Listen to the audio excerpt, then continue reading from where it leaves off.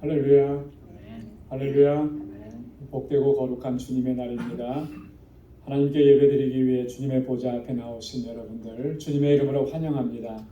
이제 우리 다 함께 자리에서 일어나셔서 우리 마음과 뜻과 정성을 다해서 영과 진리로 거룩하신 아버지 하나님께 예배드리겠습니다.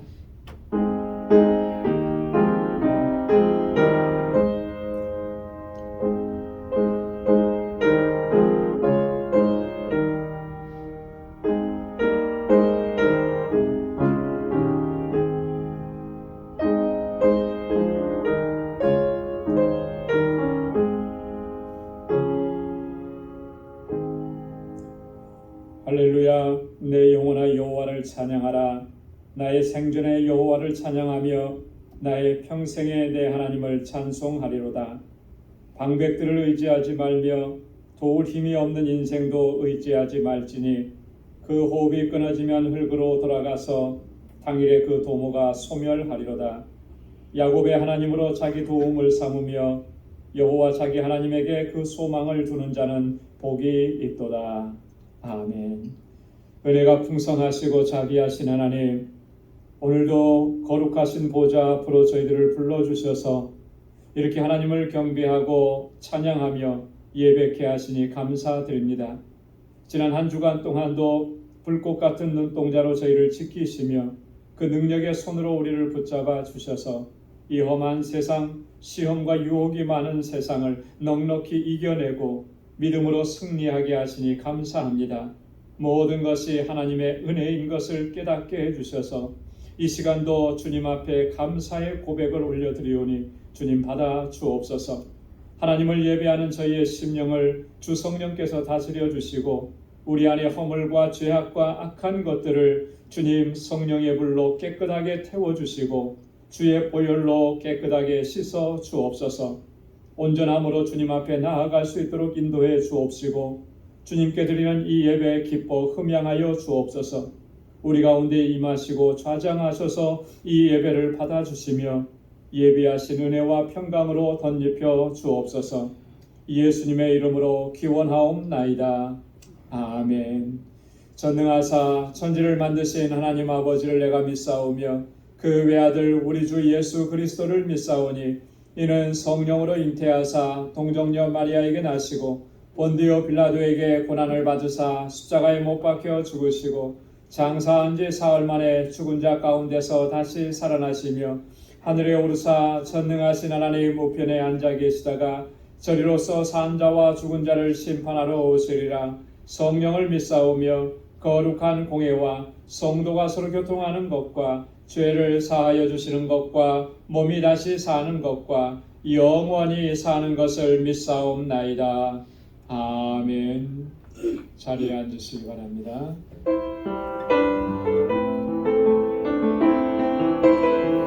이 아침에 하나님의 성령의 비가, 은혜의 비가 이곳에 내리십시오. 찬양하겠습니다. 성령의 비가 내리는 성령의 비가 내리네 하늘의 문을 여소서. 성령의 비가 내리네 하늘의 문을 여소서. 성령의 비가 성령의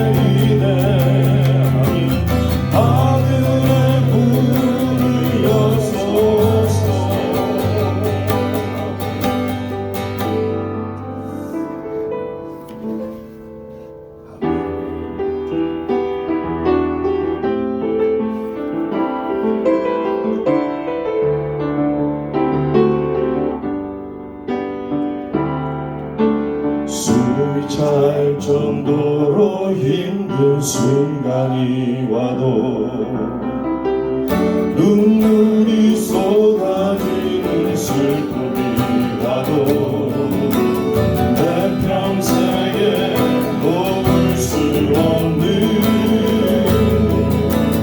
마음속 깊은 것부터 예배할 때 가장 행복합니다. 예배할 때 가장 행복합니다. 나를 구하시고 날 사랑하신 주님께 예배할 때 지금 이 순간이 마지막 기도라도 지금 이 순간이 마지막일지라도 마지막 순간에 난 고백할 노래 내 평생에 놓을 수 없는 마음속 깊은 것부터 예배할 때 가장 행복합니다. 예배할 때 가장 행복합니다. 나를 구하시고 날 사랑하신 주님께 예배할 때 가장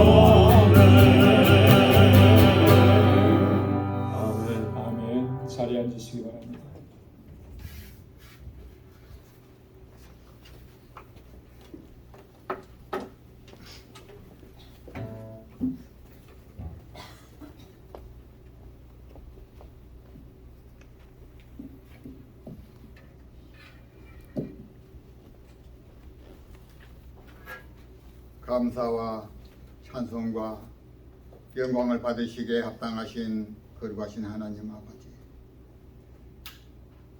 가을의 향기가 점점 짙어지는 9월 셋째 주일에 저희들에게 거룩하고 복된 성례를 허락하여 주시고 저희들의 주의 전으로 인도하셔서 주님께 찬양 경배하며 거룩한 보좌 앞으로 나아가게 하심을 감사를 드립니다. 오늘도 역사의 주관자이시오 통치자이신 하나님께서 이곳에 임재하여 주시고 저희들의 온 맘 다해 예배 드리오니 기뻐 흠양하시고 영광 받으시옵소서. 존귀하신 하나님, 우리는 늘 주님 앞에 부끄럽습니다. 스스로 정하다 하나 하나님 앞에서는 모든 것이 흠이요 모든 것이 허물입니다. 오늘도 거룩하신 주님 앞에 우리들의 모든 죄악들을 고백하오니 용서하여 주시고 긍휼히 여겨 주시옵소서. 이 시간 주님께 나아가려고 우리의 마음을 엽니다. 하나님, 우리 안에 숨겨지 못한 죄악들과 세상을 향한 열망들을 다 버리게 하옵시오. 완악하고 무거운 마음을 버리고 겸손한 마음과 은혜로운 마음을 허락하여 주시사 주님의 말씀 잘 받게 하시고 이 세상의 어두운 흑암길에서 흔들리지 않도록 저희들의 마음을 강하게 붙들어 주시옵소서. 주를 향한 마음의 열정이 식지 않도록 늘 성령으로 충만케 하여 주시옵소서. 거룩하신 하나님 아버지, 저희 방주교회 권속들을 사랑하사 하나님의 자녀로 삼으시고 주의 몸된 교회 방주교회를 위하여 섬김과 봉사 헌신으로 믿음 생활하게 하심을 감사를 드립니다. 우리 교회가 하나님 뜻과 주님 기뻐하시는 영광의 비전을 이루는 교회가 되기를 원합니다. 소망 없는 자들에게 소망을 주고 진리의 생명 없는 자들에게 영생을 전하며 어둠 속에서 헤매는 자들에게 진리의 빛을 비추는 교회로 나아가도록 역사하여 주시옵소서.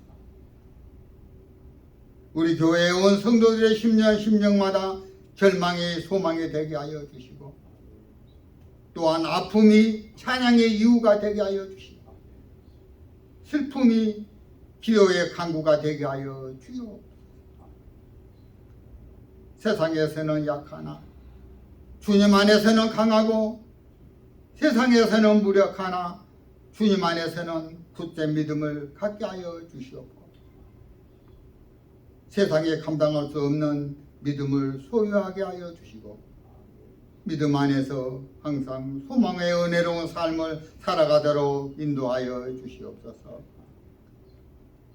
하나님, 오늘도 저들에게 은혜의 말씀을 주시는 저희 목사님 능력의 장중에 붙들어 주시고 선포되는 말씀이 하나님의 공유와 능력을 내게 하여 주시고 저희들이 아멘으로 화답하여 풍성한 은혜의 삶으로 살기를 원하는 우리의 모든 성도들의 삶 속에 치유와 회복의 역사가 나타나게 하여 주시옵소서.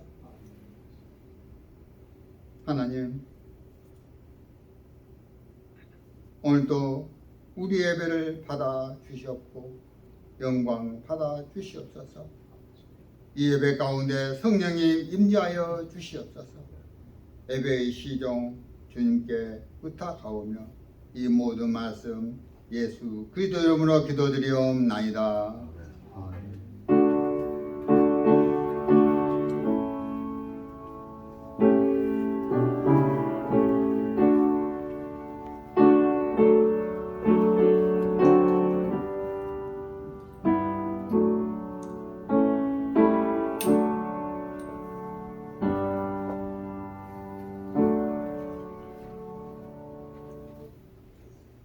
오늘 이 시간 시간 우리에게 주시는 하나님의 말씀입니다. 신약성경 요한 3서 1장 1절에서 4절까지 말씀입니다. 요한 3서 1장 1절에서 4절, 신약성경 396페이지에 있습니다. 제가 말씀을 봉독하겠습니다.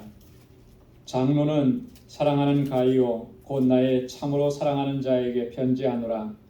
사랑하는 자여 내 영혼이 잘됨 같이 내가 범사에 잘되고 강건하기를 내가 간구하노라. 형제들이 와서 내게 있는 진리를 증거하되 내가 진리 안에서 행한다 하니 내가 심히 기뻐하노라. 내가 내 자녀들이 진리 안에서 행한다 함을 듣는 것보다 더 즐거움이 없도다. 아멘. 할렐루야. 할렐루야. 오늘 함께 봉독한 요한 3서의 말씀은 사도 요한이 가이오라고 하는 사람에게 보낸 편지입니다. 교회에 보낸 편지라기보다는 가이오라고 하는 한 개인에게 보낸 편지. 바울이 빌레몬에게 편지를 보낸 것, 빌레몬서라고 그러는데 이 빌레몬서와 같은 유형의 그런 편지죠. 수신자는 가이오라 그랬습니다. 이 가이오가 어떤 사람인지 우리 본문을 통해서는 정확하게 우리가 알 수가 없습니다. 가이오가 누구인지 특정하기가 쉽지 않다고들 합니다. 왜냐하면 이 가이오라고 하는 이름이 당시에는 매우 흔한 이름이었기 때문에 그렇다. 그리고 사도 바울이 복음을 증거할 때 이 가이오라고 하는 인물이 몇 명 등장을 합니다. 로마서 16장 23절에 보면은 바울이 로마 교회에 동역자들을 소개하면서 문안하는 내용에 보면 고린도의 가이오가 또 소개되어 있고요. 또 사도행전 19장에 보면 이 마게도냐의 가이오라는 사람이 또 등장을 합니다. 그리고 사도행전 20장에 보면 더베라고 하는 지역에 또 가이오라고 하는 사람이 등장해요. 그러니까 이 가이오라고 하는 이름이 상당히 좀 흔한 이름이었다라고. 그 이름의 뜻은 기쁨, 환희 이런 뜻을 가지고 있습니다. 그런데 대체적으로 이 학자들은 사도행전 20장에 나오는 더베의 가이오가 오늘 여기 이 편지의 수신자일 것이다 이렇게 추정을 합니다. 왜냐하면 후대의 기록에 의하면 이 가이오를 사도 요한이 버가모 교회의 감독으로 임명하는 그런 내용이 있기 때문에 아마 이 더베의 가이오가 있을 것이다. 이 가이오라고 하는 사람이 우리가 정확히 누구인지는 알 수 없지만 오늘 본문을 통해서 우리가 한 가지 분명하게 알 수 있는 것이 있습니다. 그건 뭐냐면 요한은 이 가이오를 참으로 아끼고 사랑했었다라고 하는 거예요. 그래서 1절 말씀에 보면 가이오를 가리켜서 나의 참으로 사랑하는 자 했습니다. 정말로 내가 사랑하는 사람. 여러분 이 짧은 이 편지 안에 사랑하는 자라고 하는 표현이 무려 5번이나 나옵니다. 그럼 뭘 의미하는 거겠습니까? 요한이 가이오를 그만큼 아끼고 사랑하고 또 존중하고 그런다라고 하는 거죠. 그래서 요한은 2절 말씀에 보면 이 가이오를 위해서 정말 진심으로 축복하면서 그런 기도를 합니다. 사랑하는 자여 내 영혼이 잘됨 같이 내가 범사에 잘되고 강건하기를 내가 간구하노라. 내 영혼이 잘됨 같이 내가 범사에 잘되고 늘 강건하기를, 영육간에 강건하기를 위해서 내가 끊임없이 기도한다. 여러분 이 요한은 가이오를 생각할 때마다 이렇게 즐겁고 기쁘고 행복하고 또 감사가 넘쳐났던 것입니다. 왜 그렇게 요한이 기뻐하고 즐거워했을까? 가이오가 요한에게 특별하게 잘했기 때문에 그랬을까? 그런 것은 아닌 것 같아요. 물론 그럴 수도 있는데 그런 것은 아닌 것 같아요. 왜냐하면 본문에 보면 가이오가 특별히 나에게 이런 사랑을 베풀었고 이렇게 나를 대접해줬고 이런 내용이 전혀 나오지 않기 때문에 그렇습니다.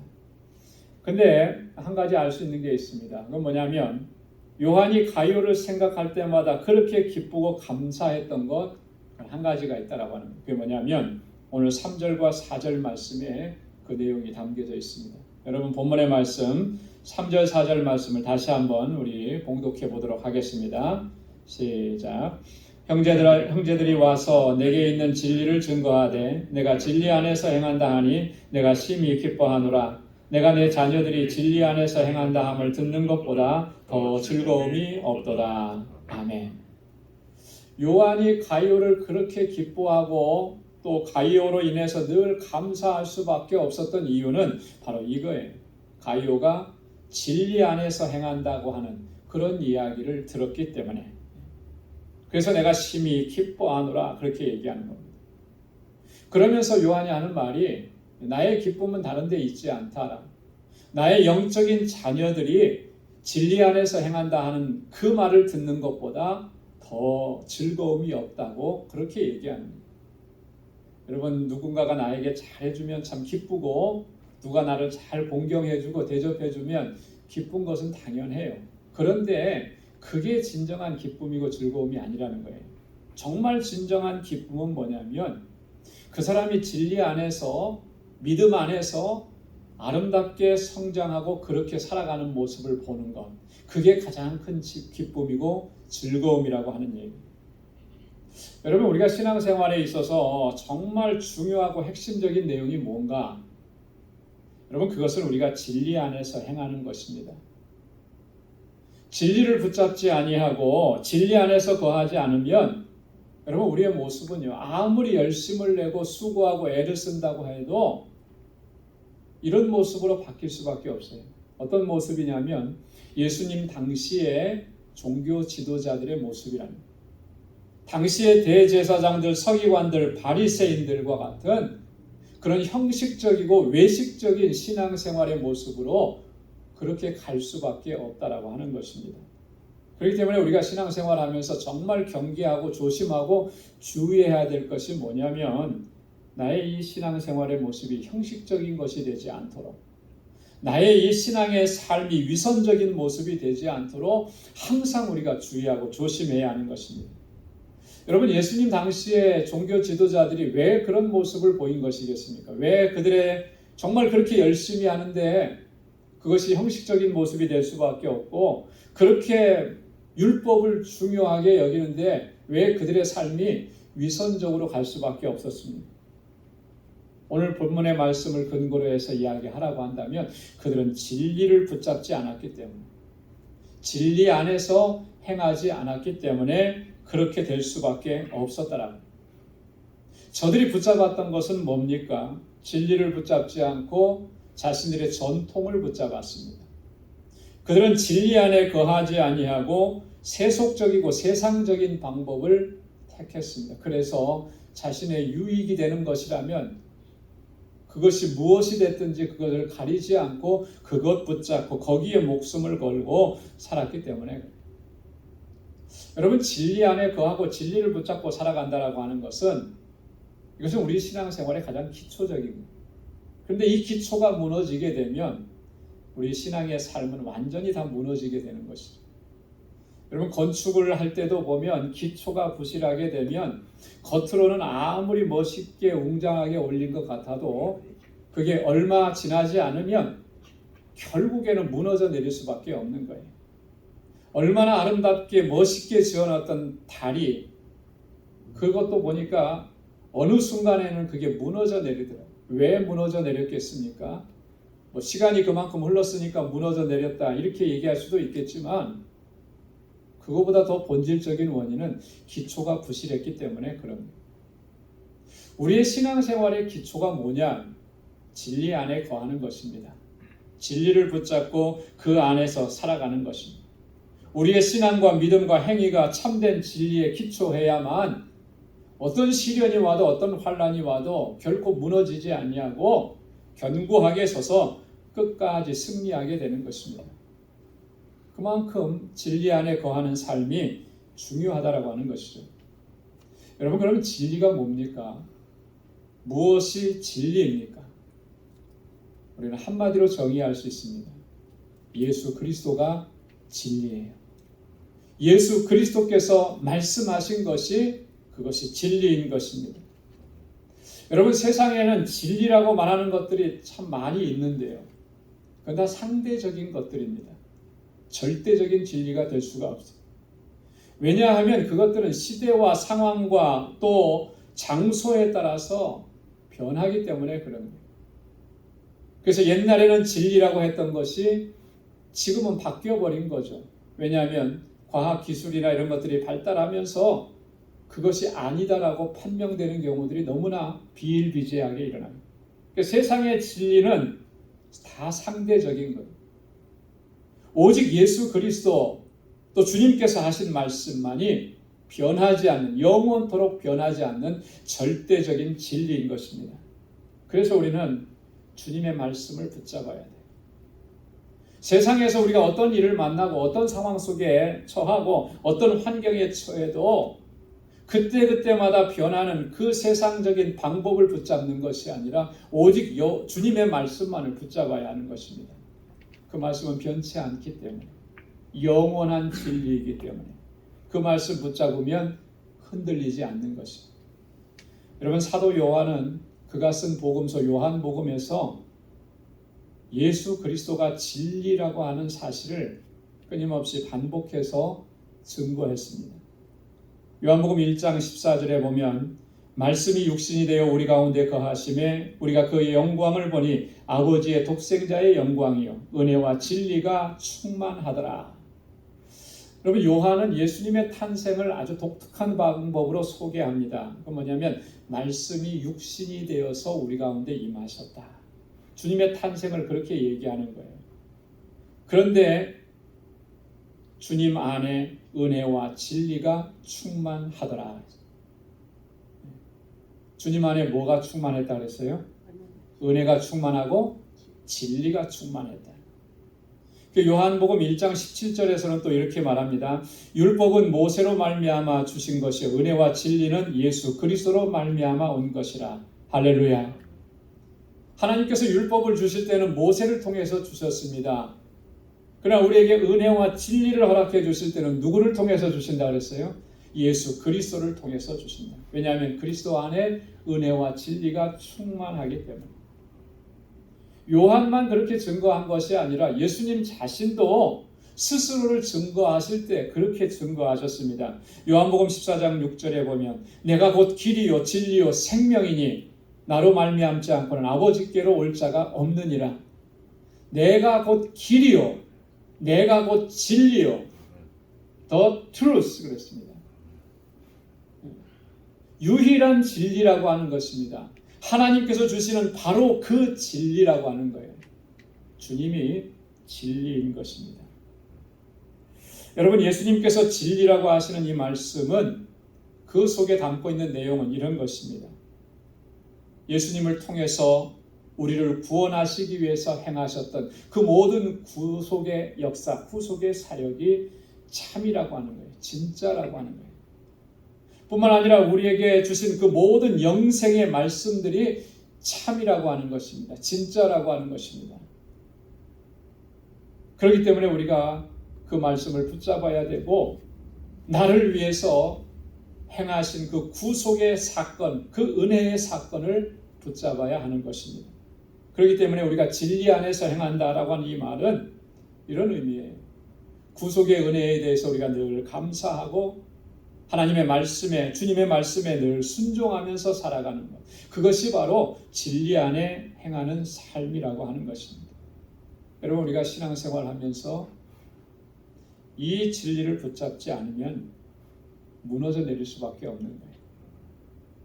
여러분, 우리가 신앙생활 한다고 하면서도 나를 죄와 사망 가운데서 건져주시고 거룩하신 하나님의 백성, 하나님의 자녀로 삼아주신 이 예수 그리스도의 구속의 은혜에 대해서 감사할 줄 모른다면 그 감사의 마음이, 감격이 점점 식어간다라고 하면 그건 정말 심각한 문제인 것입니다.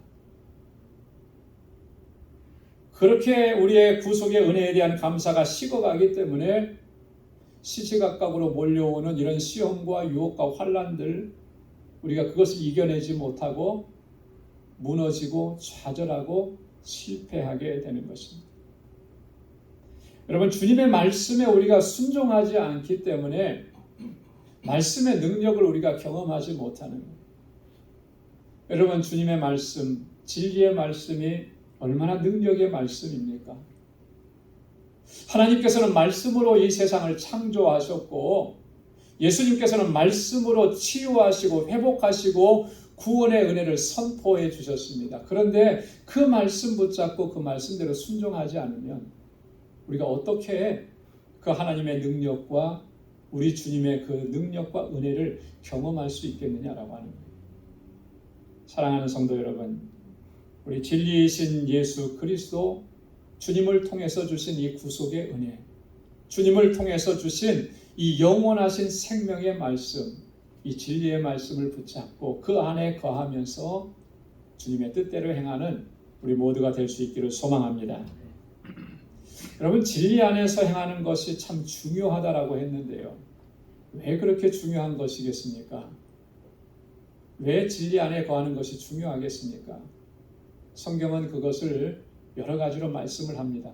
오늘 이 시간을 통해서는 세 가지만 좀 생각하려고 해요. 첫 번째는 진리가 우리를 자유케 하기 때문에 그렇습니다. 한번 따라서 해보시기 바랍니다. 진리가 우리를 자유케 한다. 우리를 자유케 하는 건 뭐예요? 진리예요. 진리. 요한복음 8장 31절로 32절에 그러므로 예수께서 자기를 믿은 유대인들에게 이르시되 너희가 내 말에 거하면 참 내 제자가 되고 진리를 알지니 진리가 너희를 자유케 하리라. 할렐루야. 자, 예수님께서 이 말씀을 지금 누구에게 하고 계시느냐면 예수님을 믿은 유대인들에게 하고 계시다 그랬어요. 여러분, 이 말에 주목해야 됩니다. 누구에게 지금 얘기하고 있다고요? 예수님을 믿은 유대인들에게. 너희가 내 말에 거하면 나의 참 제자가 되고 진리를 너희가 알게 될 것인데 그 진리가 너희를 자유케 하리라. 유대인들을 향해서 그렇게 말씀하셨어요. 너희를 자유케 하리라. 그러면 그 전제가 뭐죠? 지금 자유하지 못하고 있다라고 하는 거예요. 너희는 지금 얽매여 있다라고 하는 거죠. 너희는 지금 사로잡혀 있다라고 하는 것입니다. 예수님께서는 과연 무엇으로부터 자유케 된다고 말씀을 하시는 것이겠습니까? 첫째 의미는 율법의 속박으로부터 자유케 된다고 말씀하시는 거예요. 율법의 속박으로. 그리고 두 번째, 본질적으로는 모든 정죄로부터 너희가 자유케 될 것이다 라고 말씀합니다. 여러분, 유대인들이 율법을 얼마나 중요하게 여겼습니까? 그리고 또 율법을 얼마나 자랑스럽게 여겼습니까?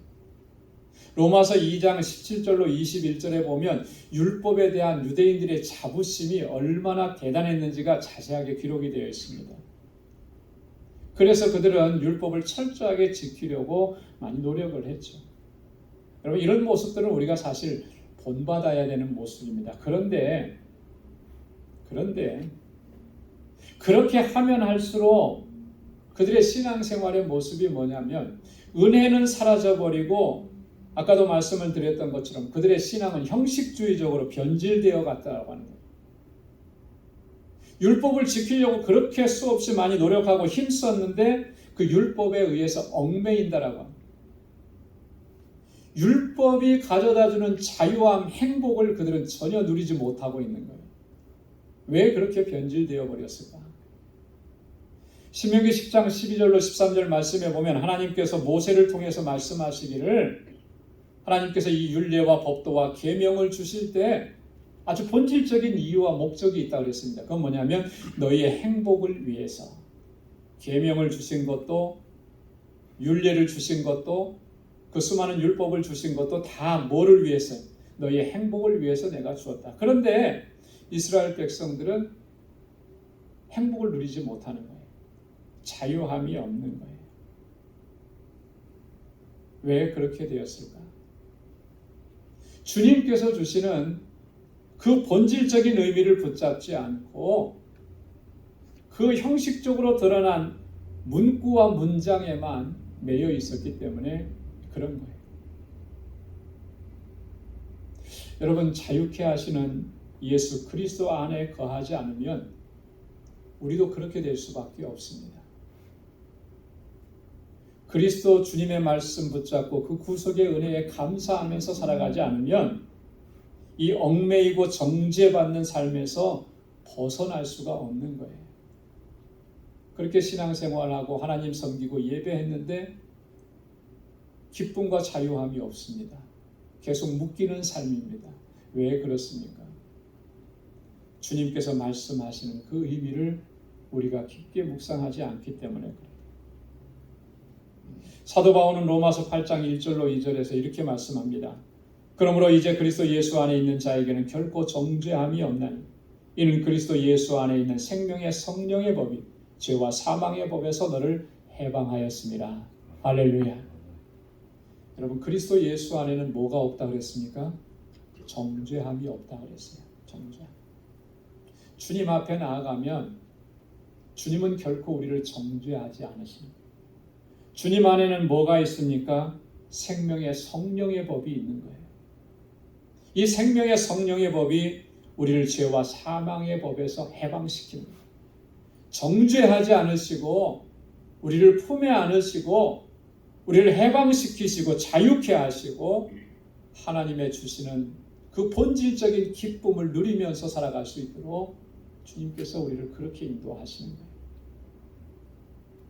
자유케 하심을 누릴 수 있으려면 우리가 진리 안에 거해야 하는 것입니다. 왜냐하면 그 진리가 우리를 자유케 하기 때문에 주의 말씀 붙잡고 말씀 의지하고 그 말씀에 의지해서 모든 것을 우리가 다 의탁할 때 주님의 주시는 참 자유를 누리게 될 줄로 믿습니다. 두 번째로는요, 진리는 우리를 거룩하게 하기 때문에 그렇습니다. 한번 따라서 해보시기 바랍니다. 진리는 우리를 거룩하게 한다. 네, 진리는 우리를 거룩하게 합니다. 요한복음 17장 17절에 보면 주님께서 사랑하는 자들을 위해서 기도하실 때 이렇게 기도하십니다. 저희를 진리로 거룩하게 하옵소서. 아버지의 말씀은 진리니이다. 무엇으로 거룩하게 해달라고 했습니까? 진리로 거룩하게. 그 진리가 뭐라 그랬습니까? 아버지의 말씀이 진리라. 여러분, 거룩하게 한다라고 하는 말은 구별하신다라고 하는 거예요. 하나님의 말씀으로 그들의 심령 가운데 있게 하셔서 저들로 하여금 구별된 백성들이 되게 해 주옵소서. 거룩한 하나님의 자녀로 살아갈 수 있게 해 주십시오. 주님께서 그렇게 기도하는 것입니다. 여러분, 허물과 죄로 죽었던 우리들이 거룩하게 된 것은 바로 예수 그리스도 주님께서 흘리셨던 그 보혈입니다. 주님께서 흘리신 그 보혈로 우리를 거룩하게 하신다라고 하는 말씀을 하나님께서는 구약시대로부터 계속해서 말씀을 해오신 거예요. 그래서 그 말씀이 이 안에 있는 사람은 거룩한 백성으로 이미 구별된 자들인 것입니다. 그러나 우리가 신앙생활을 오래 해도 말씀 안에 거하지 않고 진리 안에 거하지 않으면 스스로는 구별된 존재라고 그렇게 생각할지 모르지만 그러나 실제로는 구별된 존재가 아직은 되지 못한 거예요. 그것을 증명해 주는 게 뭐냐? 내가 말씀 안에 거하느냐라고 하는 것입니다. 주님의 말씀을 소중하게 여기고 그 말씀 붙잡고 살아가는 거예요. 여러분, 우리의 수고와 우리의 노력이 우리를 거룩하게 만들 수는 없습니다. 우리가 이 땅에서 아무리 선한 일을 많이 했다고 하더라도 그 선한 행위가 우리를 거룩하게 하는 거 아니에요. 우리를 거룩하게 하는 것은 오직 주님의 말씀입니다. 하나님 말씀하신 대로 이 땅에서 이루신 주님의 구속의 은혜를 믿음으로 받아들이고 그 은혜에 감사하고 감격하면서 살아가고 그렇게 하나님의 영광을 위해서 살아가는 삶, 그 삶에 하나님의 거룩하게 하신 은혜가 임하는 줄로 믿습니다. 세 번째로는 진리 안에 거하는 것이 왜 그렇게 중요하냐면 여러분, 하나님의 판단이 진리대로 되기 때문에 그렇습니다. 여러분, 한번 따라서 해보시기 바랍니다. 하나님의 판단은 진리대로 행해진다. 하나님의 판단이라고 하는 말은 하나님의 심판이라는 말로 바꿔 말할 수가 있습니다. 그리고 하나님의 심판은 진리대로 되는 거예요. 말씀대로 되는 것입니다. 로마서 2장 1절로 2절 말씀해 보니까 그러므로 남을 판단하는 사람아 물론 누구든지 내가 핑계치 못할 것은 남을 판단하는 것으로 내가 너를 정죄함이니 판단하는 내가 같은 일을 행함이라. 이런 일을 행하는 자에게 하나님의 판단이 진리대로 되는 줄을 우리가 아노라. 여러분, 이 세상에서 가장 무서운 게 뭐겠습니까? 여러분, 뭐가 제일 무섭습니까? 태풍이 오는 게 무섭고, 테러가 있는 게 무섭고, 경제적인 어려움이 있는 게 무섭고, 물론 사실 그 모든 것들이 다 우리를 두렵게 하는 것인 것은 분명하지만, 정말 가장 무서운 게 뭐냐면 하나님의 심판이에요. 하나님의 판단입니다. 하나님의 진노입니다. 그게 가장 무서운 거예요. 이 세상에 존재하는 모든 피조물들은 다 그 하나님의 심판 앞에서 자유로울 수 있는 사람이 아무도 없어요. 어떠한 피조물도 그 하나님의 심판대 앞을 벗어날 수가 없어요. 근데 하나님께서 심판하시는 그 기준이 뭐라고 말씀하셨냐면 진리라고 하셨어요. 말씀이라는 거죠. 진리이신 예수 그리스도, 그리스도를 통해서 우리에게 주신 영생의 말씀, 하나님께서는 그 기준을 가지시고 마지막 때에 심판하시고 판단하시는 거예요. 우리에게서 찾으시는 것이 뭐냐? 우리가 얼마나 많은 선을 행했고 얼마나 많은 칭찬받을 일을 했고 그것을 보시고 판단하시는 것이 아니라, 여러분, 그것은 자연적으로 나타나는 현상입니다. 그렇게 될 수밖에 없어요. 우리 주님께서 우리에게서 찾으시는 것은 바로 진리이신 예수 그리스도가 우리 속에 있느냐, 우리가 정말 진리이신 예수 그리스도 주님의 말씀 붙잡고 구속의 은혜 감사하면서 그렇게 살아왔느냐. 하나님의 판단의 기준은 그거예요. 그걸 보시고 판단하십니다.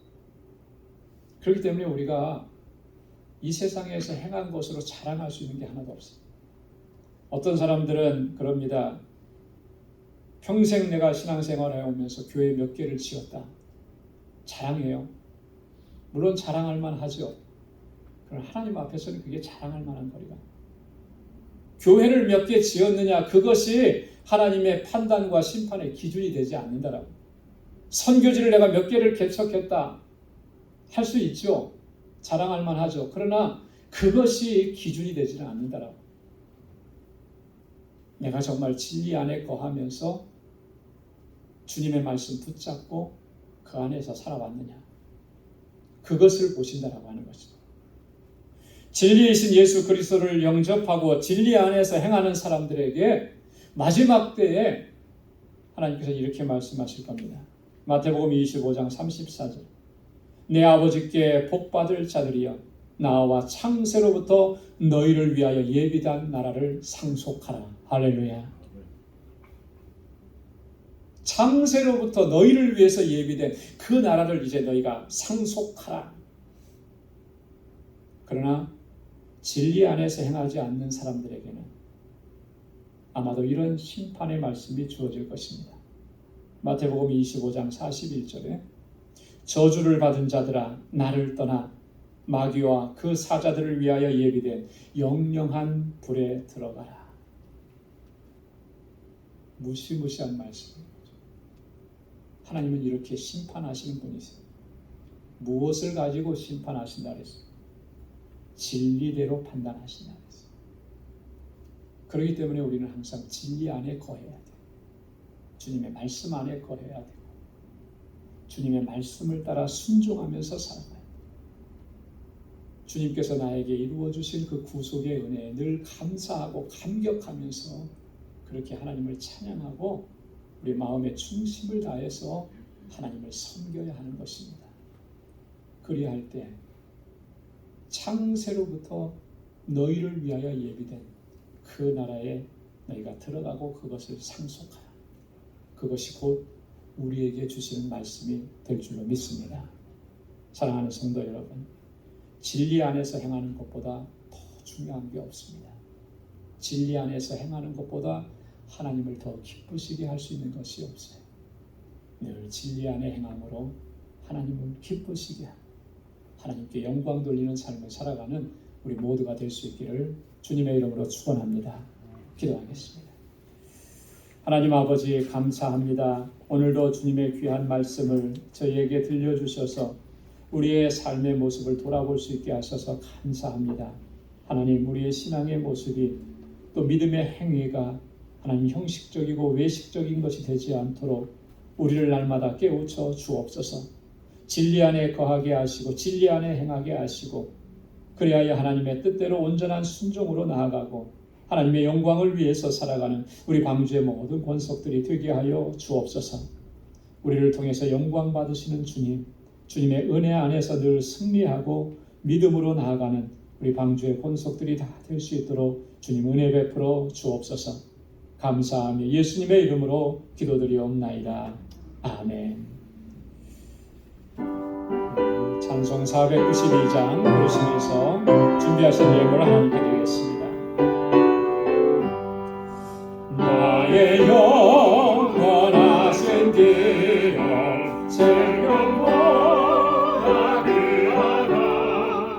나의 날개가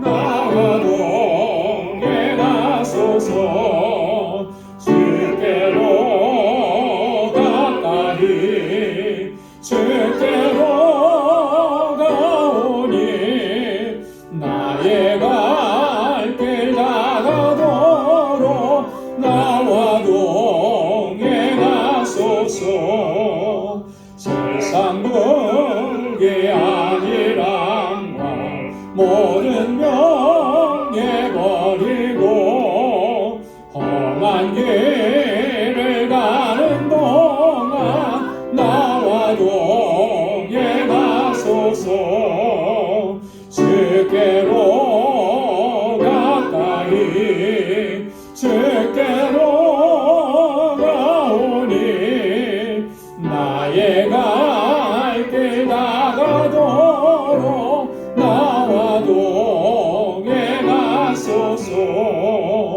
어두운 골짝 지나가며 험한 바다 건너서 천국문에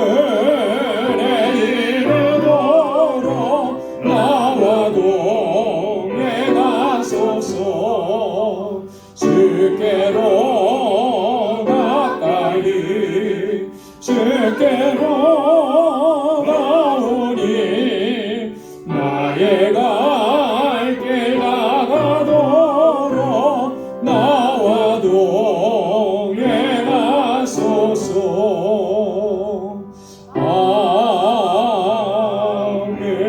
아멘. 나 가진 모든 것 다 주의 것이니 그 받은 귀한 선물을 어제에 바치네.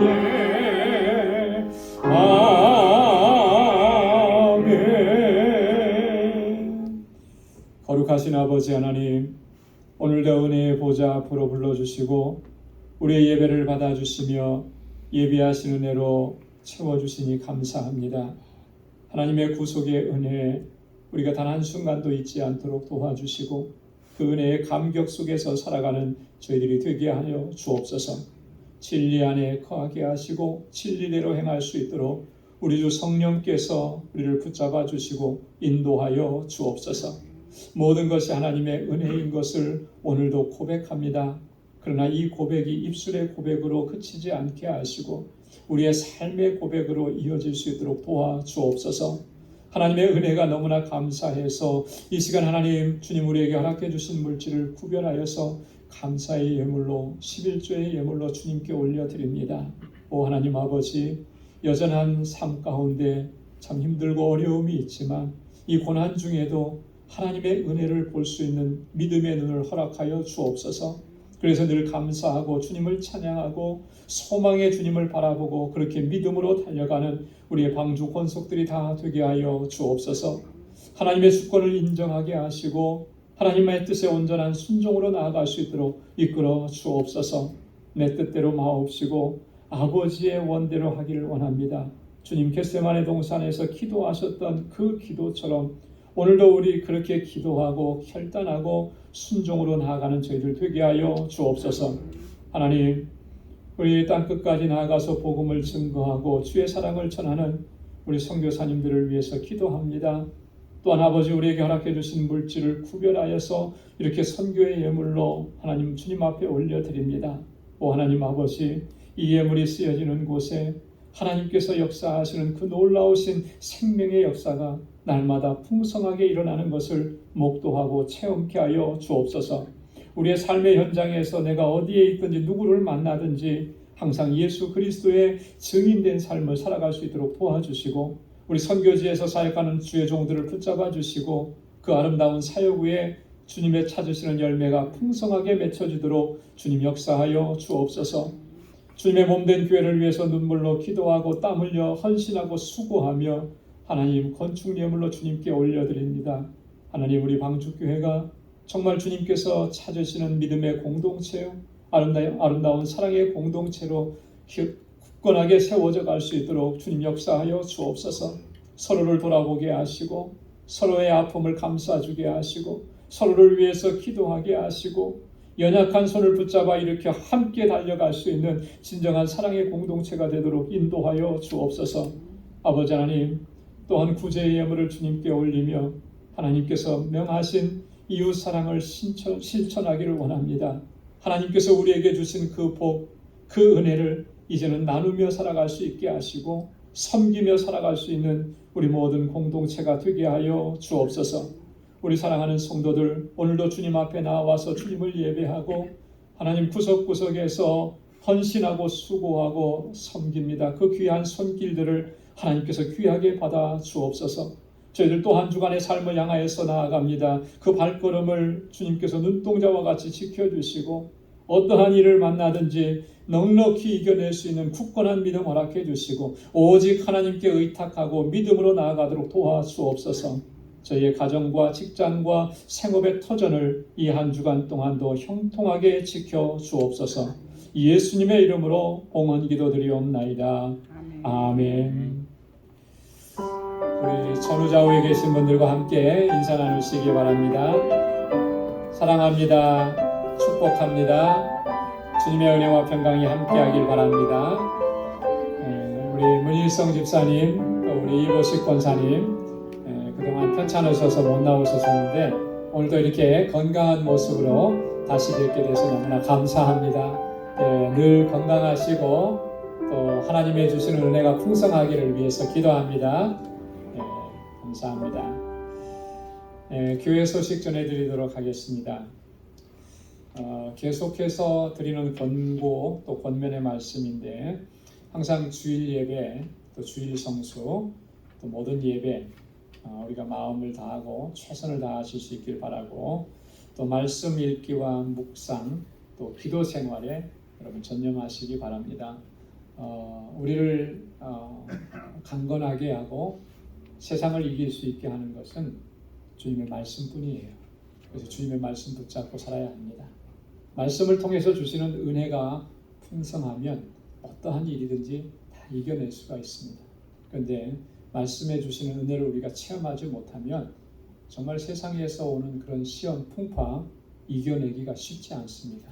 그래서 여러분 말씀 묵상과 기도 생활에 전념하시고 열심을 내시고, 교회까지 기도하기 하러 나오는 게 힘드신 분들은 꼭 가정에서라도 시간을 정해놓고 기도하세요. 때를 얻든지 못 얻든지 항상 기도하셔야 됩니다. 그럴 때 그 능력을 경험하게 될 것입니다. 우리 오늘 2부 예배 친교 후에 9월 구역 예배를 위한 구역장 교사 모임이 있습니다. 다 참여해 주시고, 구역 예배 교재는 안내석에 준비되어 있습니다. 다음 주일에는 구역 예배로 모입니다.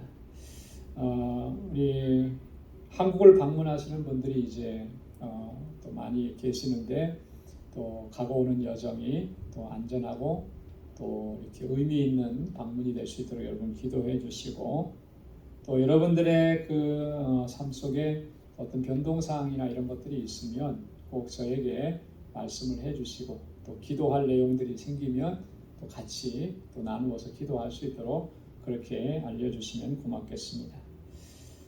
중보기도란 보시면서 우리 함께 마음을 같이 해서 기도해 주시기 바랍니다.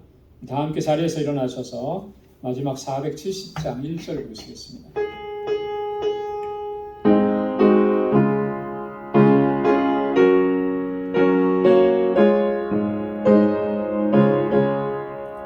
내 평생에 가는 길 순탄하여